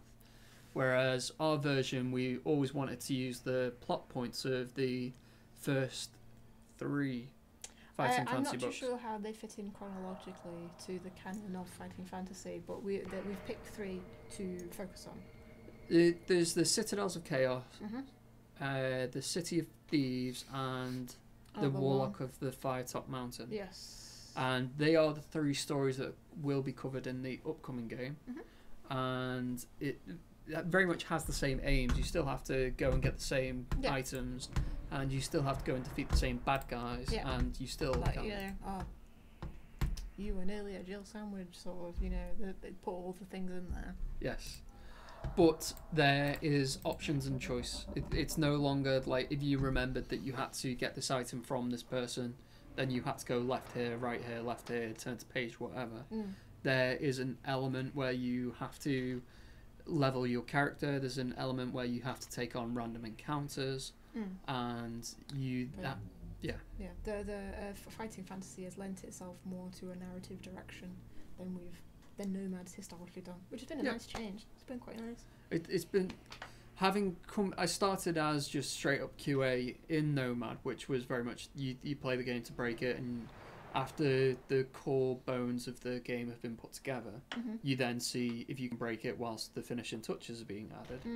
I've had a quite hands-off approach to Fighting Fantasy, so I've been on Smash Up for what feels forever now, and I never wanted to be involved with Fighting Fantasy until it was near enough done. Yeah. Because we had a kind of like a playtest stage of it where Carl Jackson, the person paper prototype, did the paper prototype, where we were all taken into the meeting office one by one, and we all had our turn rolling physical dice, and we got little bits of cut out paper that had all been printed on A4 sheets, and it's like, right, this is the story, and it was to get our feedback to the kind of like the feel and the atmosphere of the game. Yeah. I wanted to go from that to playing that digitally. Yeah. I didn't want to go through all the broken mess that a game is in development. Well, no, I can understand what you mean. Because I think, oh goodness, I think you know, when we first popped Dragons up to the betas, I had a quick playthrough it before it got popped up to just go like, right, it doesn't crash, and I was just like, ooh, that's a bug there, ooh, that's a bug there, ooh, I don't think you guys have interpreted that right, you know. You're giving no, we can't release it, no, we need to work on it more, and they're like, Manda, that's the point, so you're like, but. It's really buggy. I actually had that with Fighting Fantasy, which is what I wanted to avoid. Which is the end of the City of Thieves book requires you to go and defeat the all evil Zambar Bone, and I did something that caused me to lose the fight against him. And in the game, it's not going to be instant death. Okay. You get kicked out of your location, you get knocked out, you lose your stamina, and you can get injured. Or I've got to go take a life, I think, from a warlord. Yeah. What was I saying? Zambar Bone. Zambar Bone. Yeah. So you got kicked out. I got kicked out, and the decisions that I made in fighting Zambar Bone meant that I couldn't defeat Zambar Bone ever in that save. It was a bug in it. Yeah. So I turned to Carl and went, I did this thing, I did X, I did Y, and he went, oh, I see what's gone wrong there. Right, I know how to fix it. And I was like, okay, what should I do? And he's like, you'll have to start the game again. Start the game again? Yeah. And I was like, oh, damn it. Yeah. It's taken me out of the experience of being a user or a customer. So yes, it's definitely a bit more narrative driven Fighting Fantasy. I loved it when we were doing the paper prototype, and everyone would come out and be like, how did you die? I got killed by the egg. You get killed by the egg, and then that became the running thing of did you find the egg? I quite like that. What have you figured out a use for the cheese? I haven't figured out a use for the cheese. What have you done? Oh, okay. Did you beat that guy in the strength test? Talking about in the arm wrestle. I never did. Pardon? Oh, in the paper prototype. I can't remember. I tried to arm wrestle 3 times. I struggle what I had to remember what I had for breakfast. So I say I don't quite remember. It was a while back. But so I went to the board game expo at the NEC. Yes. Where UK Games Expo. Yeah, it was really good. Where the Ian Livingston was demonstrating because they've reprinted the Fighting Fantasy books. Yes. Carl was there on Friday. I was there on Monday, Saturday even, and Monday. Screw you, work. And what was I saying? So, but whilst I was at the board game expo, they have this thing on called Dark Room. Have you heard of that? Because it's kind of getting a bit of internet traction. You find yourself in a dark room. Yay! Who said that? Who else? Oh, Raging Whiskey. Yeah, that's what I was thinking. So yeah, the Dark Room is this live action like fighting fantasy experience. Is it? There used to be and it's internet phenomenons of point and click adventures of like off of YouTube. Sub Base and Sub Room, Dark Room. It could have been because it did start because that act started as something on YouTube, and it was like, oh, you find yourself in a dark room. What do you do? You know, click. I find the light switch. You can't find the light switch. You're in a dark room. What do you do? Feel the walls, and it's a bit silly. It's a bit less serious. That's old like Newsground Flash adventure games. That it's now a live action experience that you can go. Fun. It is pretty interesting. And you've got to kind of open the drawer and like get to the back of the drawer and find the key that's taped to the back of the drawer. Yeah. And the key opens the door, and then the door leads to another dark room. Yes. That kind of thing. But we didn't actually end up going to the dark room in the end. But it looks pretty. We didn't get around to it. But we were only there for the day, and my goodness, guys, there's so much to do at the UK Board Game Expo. So yeah, gonna go next year. Gonna go for a couple of days. Right. Yeah, we are, Mr. Partner out there, and hopefully do the dark room experience. And I believe that this year, I'm not sure if they'll be there next year. Do you ever watch Nightmare off of the TV? Because that was another off of the TV. It's just the late 90s. Out of the television, darling, television. And that was another, kind of dungeon crawler kind of game, television show, where the kids come in in teams, and they have like a big helmet on their head.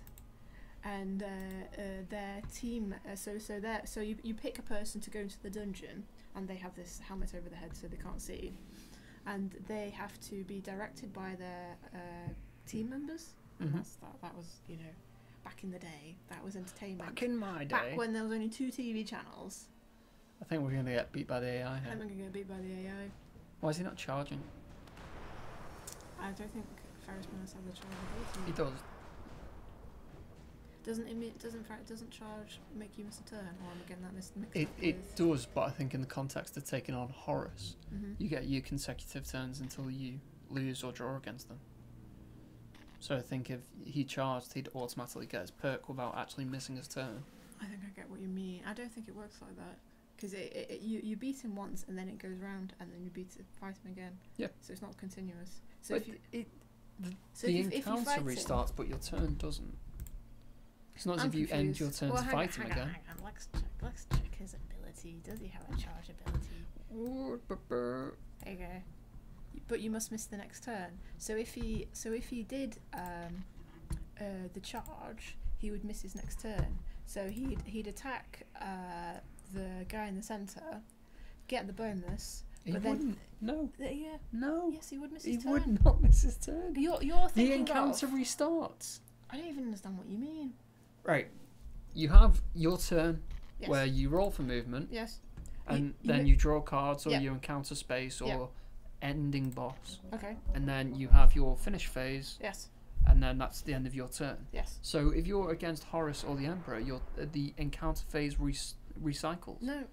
It does. If he uses ability, the next turn. I'm wrong. His next I'm wrong. turn I'm wrong. would have. Yeah. He'd miss. You're You're right. wrong. Yeah. Yeah. I'm thinking like the Eagle King, Ice Queen. If you're encountering cards or something. Where you kind of like constant. Yes. No.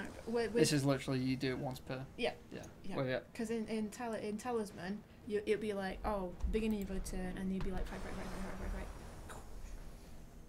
No. Why is Layman Russ trying to beat me up? That's not fair. Because the AI are just, because you're a filthy traitor. Is he taking his armor back? He's He taking is? his armor back! He'll go and drop it now, won't it? Oh, no. Oh, it's my up. Yep, sorry. So, Danny Paru? Danny Pipperoo. Danny Pipperoo. Amanda, how did you do that? He admitted he was wrong. Sheer force of will!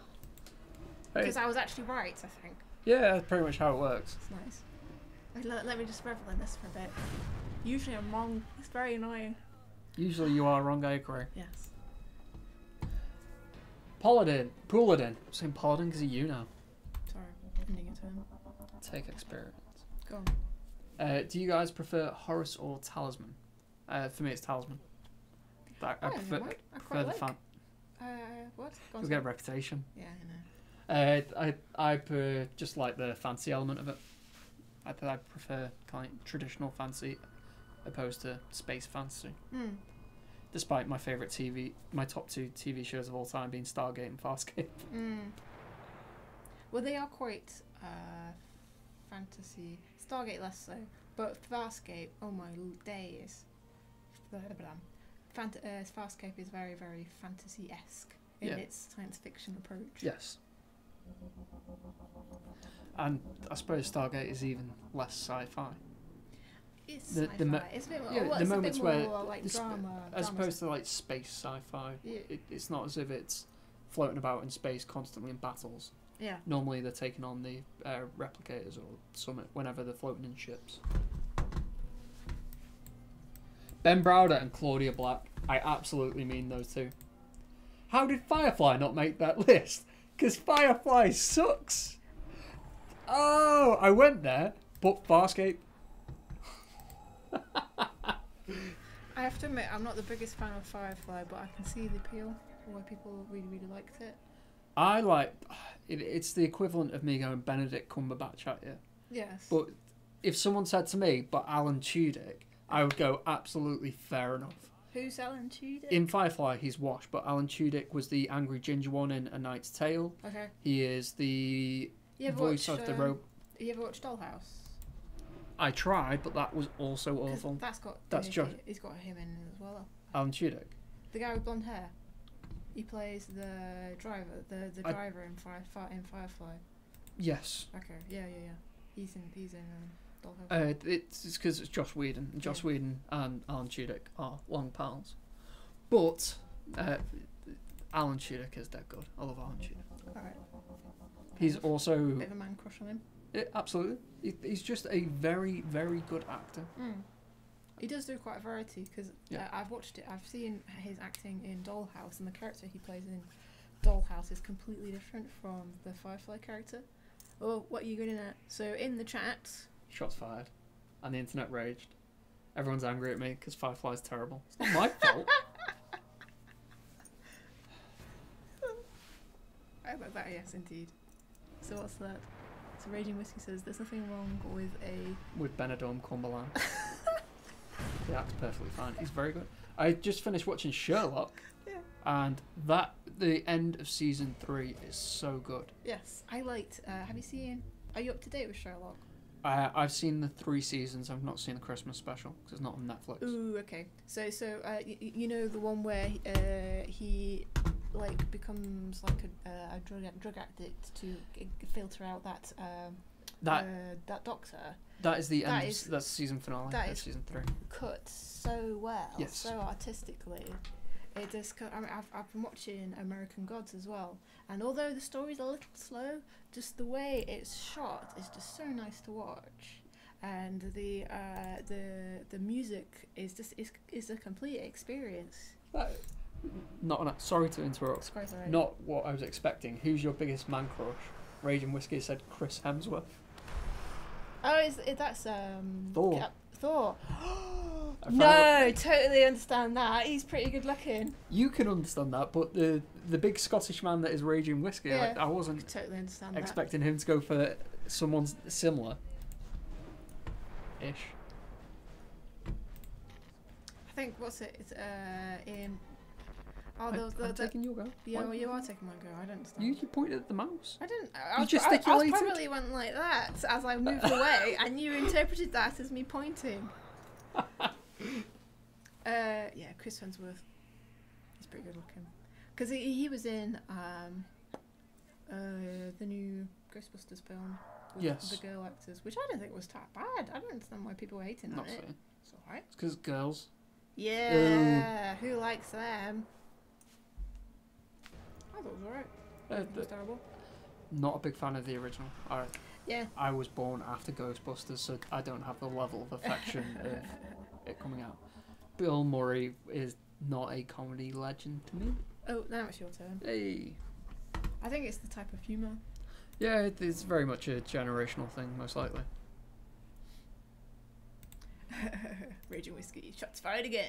No, Doesn't like but Ghostbusters, doesn't like Firefly. I have an appreciation for Ghostbusters, and I have a respect for it in the same sense that I do for Back to the Future. These are comedy, sci-fi things that were before my time, not my humour, not made for my generation.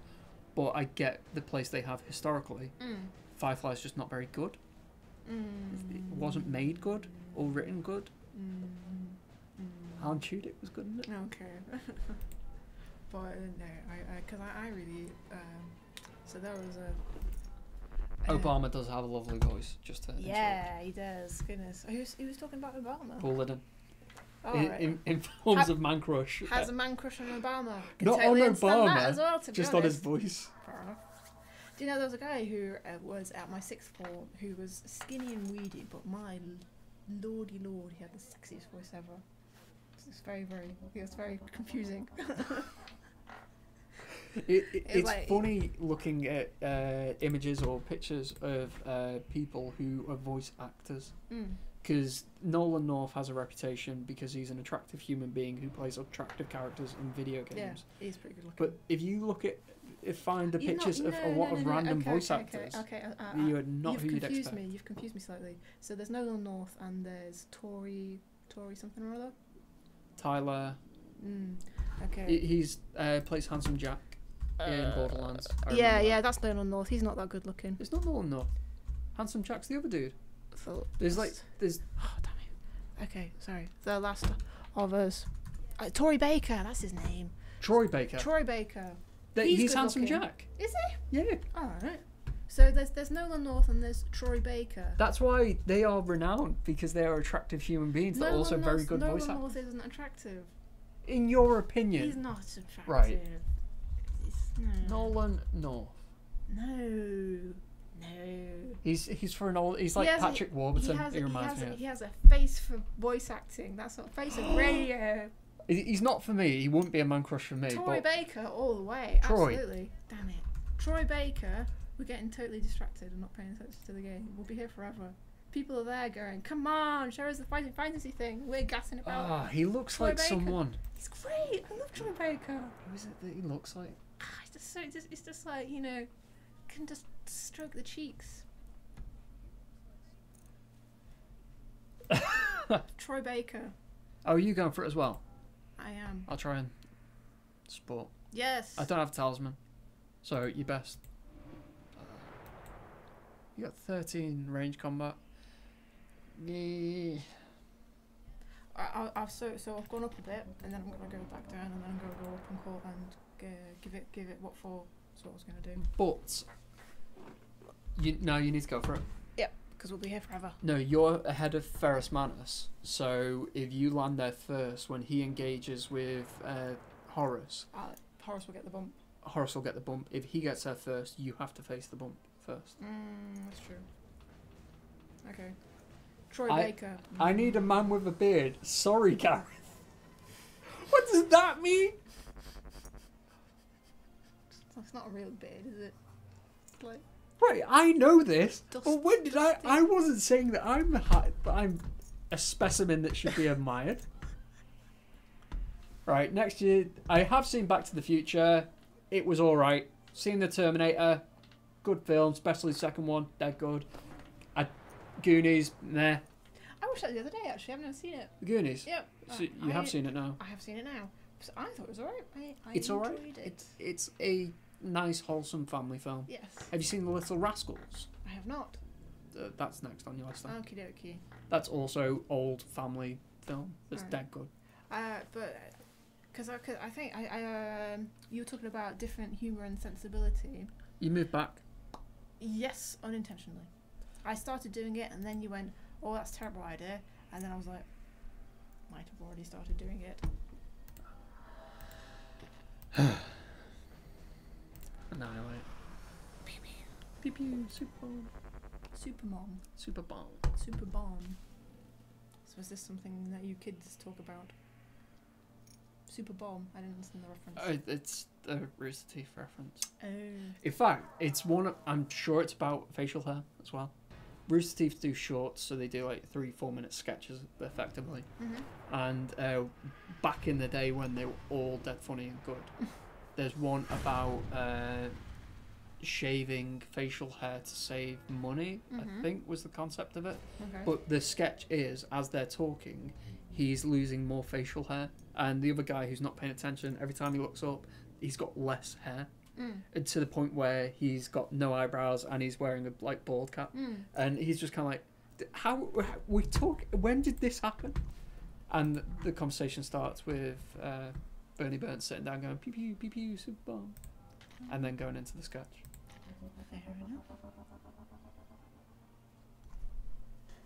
enough. Just to correct you, Paladin, all Star Wars sucks. I like the prequels over the originals. They're not very good. What? Lord of the Rings. What? If you want a fantasy classic, you watch Lord of the Rings. Oh man. First film, second film, third film, all outstanding pieces of cinema, drama, action, comedy. Come on, it's all there. come on, Raging Whiskey. I think we should gang up on him. Know where he lives now. The originals are old and outdated. Are a pioneering piece of cinema technology. Again, they came out. The first one was 1970 something. Led the way. They were pioneering and led the way for technologies like that. Led the way for the subsequent, prequel Star Wars film, for Farscape. You know, Jim Henson's Creature Studio, that all came out. Well, that's the Muppets. I'm getting that mixed up. No. I have respect for Jim Henson because he did all the animatronics, or his team did, for Farscape. That's what I'm saying. And then they all, you know, got money from that that old stuff that you were saying is dated and is a bit behind you. It is. They are the foundations of the stuff that you're going. Yes, I like that stuff. You have to have an appreciation of know where you came from to know where you're going. Right. Do you know what tapping is musically? No, go on. It is the act of striking a string on a fret so it plays a note. Mhm. So you don't have to put your finger down to hold it and then strum. You can just hit the note so hard like that that it resonates, making it sound like you played the string. Yeah. So as a result, if you do that multiple times with both hands on the same string, it's like you're doubling up on playing notes. Okay. It is a technique that's used commonly throughout metal music, but was pioneered by Eddie Van Halen. Okay. Van Halen are awful. Yes. This is a stream where I declare that everything that everyone loves is not very good. Yes. I don't like Van Halen. They wrote music to appeal. I think Paladin. Gareth will no longer turn up in streams, so we have decided. I can say your name right. There you go. That's what you get with me. If I'm here. Correct pronunciation of names. Yes. If I'm here, I will pander to all your wishes. Yes, no, I like the Star Wars, the original Star Wars films. I like Force Awakens. The interim film, Rogue One. Yes, darling. Whatever. I'm not gonna even bother. Just. Force Awakens is dead good. Just play the. And just Rogue One play the game. was also nice. Play the game. It was also nice. It was just nice, was it? It was a good watch, and I took my son to watch it, and he enjoyed it, and he had a Star Trek moment.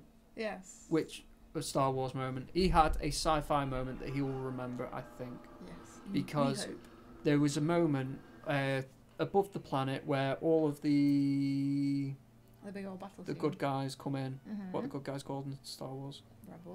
Rebels. All of the Rebel Alliance come in, and there's a space battle, and it's like, and it's epic. He was just like engulfed in it. It was, and I watched that happen. I was like, oh, that's cute. So you weren't watching the film; you were watching your son's reaction. Yeah. Fair enough. I enjoyed the film, and another thing that I respect for the Star Wars franchise is they are very good at giving breaks to young actors. Break. Oh yeah. Like into the industry. Yes. Not like, oh, here's a cup of tea. They don't need to go for Tom Cruise or Will Smith or who's the biggest name out there. Here's a load of money. We've got this name. The primary characters commonly throughout the Star Wars films are people you've never heard of. Like John Boyega, who plays Finn. He is a phenomenal actor, and there's like on YouTube I'll normally skip every advert that will ever be shown to me. John Boyega's in a film, I think it's called Detroit or Chicago. It's something to do with the Black Rights Movement in the late 50s, early 60s. And normally I'd skip the advert, but he was in it, and I watched it because he was in it. But he only came to your attention because of the Rogue One? Because of Force Awakens. Yeah, sorry. Yeah. So I have a respect for the kind of process they have. And you've linked me to the technical effects stuff before, and it's really interesting. Yeah. Good. The kind of giant canvas paintings with the cutouts for very awesome. the actual videos. Matte painting, yeah. They still use that matte painting techniques. Like you said, pioneered. I appreciate that.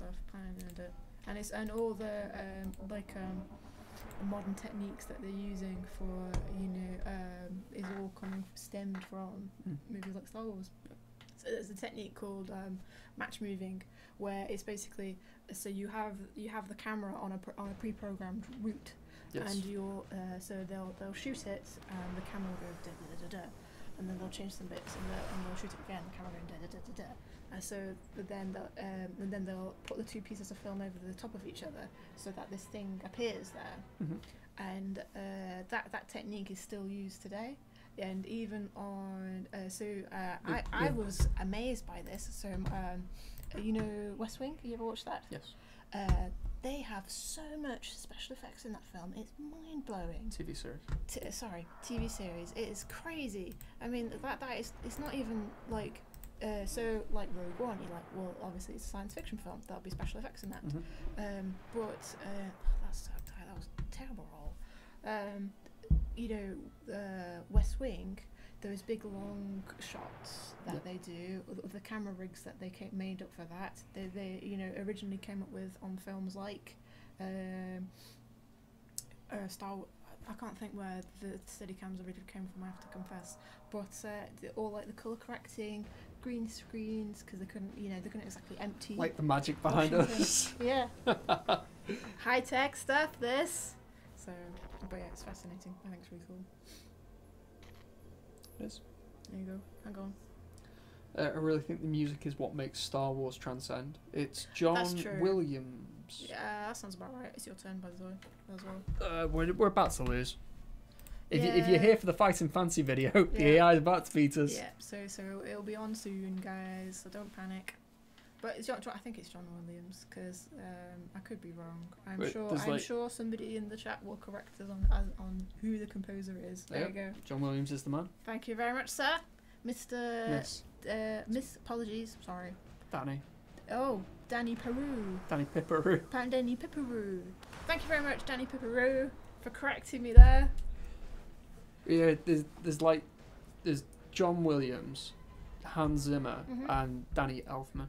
Mm-hmm. They're like the three titans. Holy trinity Yes. of movie composer music.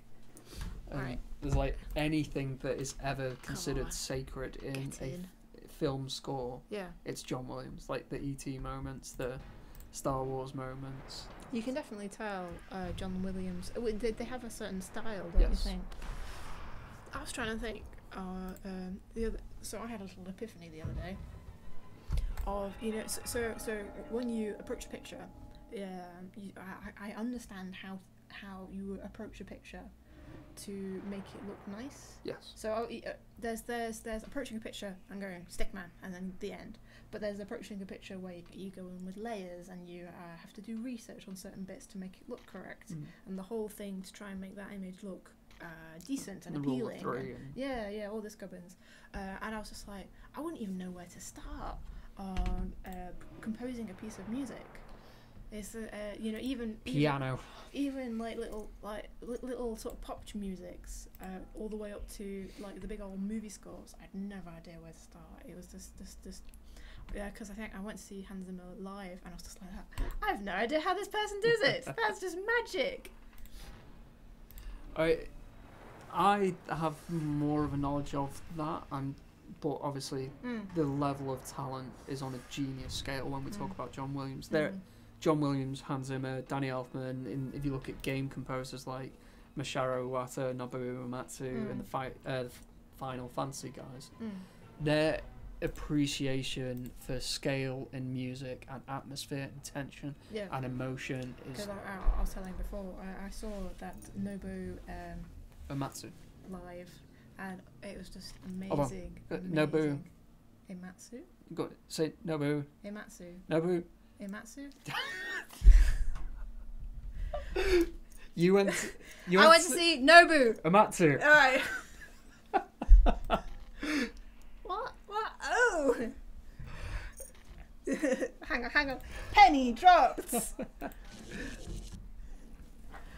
You went to see him live? It was really good, and I mean, I didn't. So I knew the Final Fantasy themes, but there were some tunes that he played that I didn't recognise, but he still had such an emotional response to it. So it's very good. Very much enjoyed it. There's one of the bands that I listen to, because I listen to a lot of punk ska music, is Streetlight Manifesto, and their lead composer essentially, because most bands are kind of you jam a thing, or one person comes up with a rhythm part or a hook, or maybe there's a lyric that a vocalist has in the head, they sing it, and then the rest of the band adapt around that. Thomas Kalnoky, Tokay, is the lead singer guitarist of Streetlight Manifesto. He pretty much composes the entirety of all the songs he writes. So he will start on guitar and he'll write an acoustic piece, and then in his head he'll be like bum bum bum bum bum with the bass line, and then the way the trombones and the trumpet sound in it, he'll have a specific way that he wants them to sound. And he pretty much goes to his band, who are all super skilled and talented at their own unique instrument, and he'll go, I want you to do this. And all of the songs that he ever writes sound so fleshed out because of it. Because all instruments are from a single vision. And you put that kind of assessment of music and approach to music into John Williams, and in his head he knows how he wants the violins to sound, the kettle drums, the cellos, the basses. You can definitely music, art pieces, games. The successful pieces are one where there's been a clarity of vision. I always think of it as where the person designing it, composing it, painting it have had have had a clear idea of the feeling they're trying to communicate, or the message they're trying to communicate, or what have you, and it really helps polish it off. Horus has one life left. Like much like Ferrus Manus is now going to polish off Horus the War Master. Ready for a higher? Ooh, we bought another turn. Hey! It's that RNG. But that was only a standoff because you're on the same space, which means you need to stay on the space. Yes, which because I think I won last time, so he'll be down to 4 lives. You're at a 1 point disadvantage, I think. Yes, he's on 17, you're on 16. Okay. You've rolled a 1. And I have no fate to re-roll the dice. That is not... So, that sucks. Oh, 17. 14. Dinah, what's his ability? If Almus's attack roll is 3 or less, his opponent cannot add their attack roll to their attack score. Well, that's gosh darn useful. Who'd have thunk? Safe. Right, so we now have a chance. So it is going to be down to the dice roll. I wonder if the dice roll will favour us or the AI. That cheating AI. Wonder. That's my go. I've now got a talisman as well. Oh, so yeah, come give us a hand then. Well, we've been nearly 2 hours. Woo! Well, compared to normal talisman, fantasy talisman, this is the length. This is really short. Well, typically it is, but when you're not paying attention. So if we were paying attention, this game would have gone a bit quicker, is what you're saying? Yes. I would agree. Chatting there about bumming Tory Baker. Have I said that right? Troy Baker. There we go. There we go. Tory Baker is a party. Tories are the party in the UK. Ferrus Manus is one. So we're going to have the wonderful art piece that comes from getting beat by the AI. Victorious!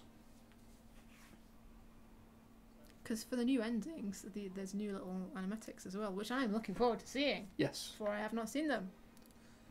So when there is a new content released for Horus, for Talisman the Horus Heresy, there is going to be new endings that will have new kind of like final scenes. FMVs. If you can call them that. Full music videos. Yeah. Right, and for those that are still around, if we pretty much totally. ignored YouTube. No one spoke to us on YouTube. No one ever did. Well, they used to, but we kept ignoring them. Sorry, YouTube. So we will. Cheating AI.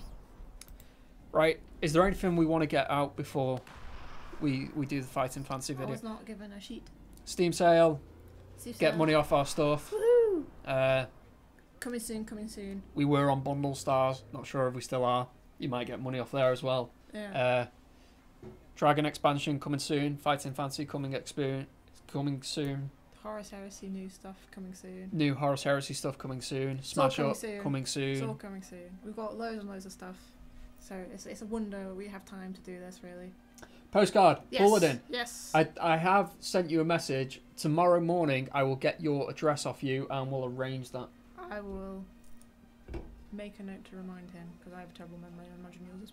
I'm good. Oh, cool. So I'm good. You probably don't need reminding because my memory's awful.